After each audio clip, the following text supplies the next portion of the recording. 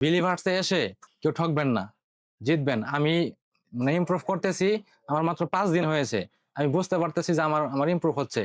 আসসালামু আলাইকুম। আমি মোহাম্মদ রবিন। আমি জামালপুর থেকে এসেছি। আমি অনেকদিন থেকেই ইংলিশ ভালো প্রতিষ্ঠান খুঁজতেছিলাম। আমি আমার মনের মতো একটা প্রতিষ্ঠান খুঁজে পেয়েছি, বিলিভার্স ইংলিশ একাডেমি।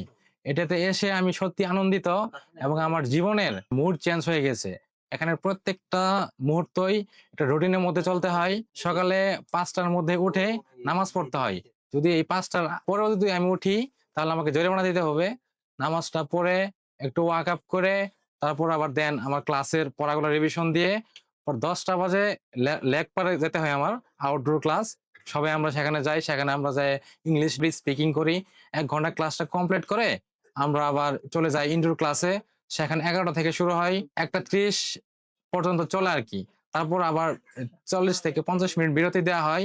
বিরতির পরে নির্দিষ্ট সময়ে আবার ক্লাসে যেতে হয়। ক্লাসে যদি আমরা একটু লেট করে যাই, সেখানেও ফাইন দিতে হয়। তো সেখানে আবার ৪টা পর্যন্ত ক্লাস চলে। ক্লাস চলার পরে আবার রুমে আসতে হয়।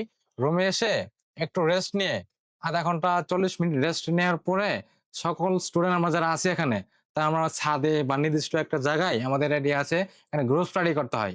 গ্রুপ স্টাডি আমাদের স্যার বলে দিয়েছেন, গ্রুপ স্টাডি না করলেও একটা প্রবলেম আমাদের। সেখানেও গ্রুপ স্টাডি করতে হয়। একটা সুন্দর পরিবেশ। এখানে আমাদের একটা বেড আছে, সুন্দর একটা পরিবেশ। আমরা চাইলে এখানেও পড়তে পারি, ছাদে গিয়ে পড়তে পারি। সুন্দর মনোরম একটা পরিবেশ। অল টাইম এসি থাকে। আমাদের প্রত্যেকটা রাতে ১১টার মধ্যে ঘুমাতে হয়। যদি ১১টার মধ্যে আমরা না ঘুমাই, আমাদের ফ্লোরে মেন্টর স্যার রয়েছে।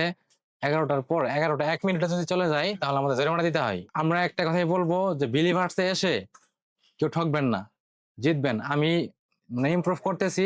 আমার মাত্র ৫ দিন হয়েছে। আমি বুঝতে পারতেছি যে আমার আমার ইমপ্রুভ হচ্ছে।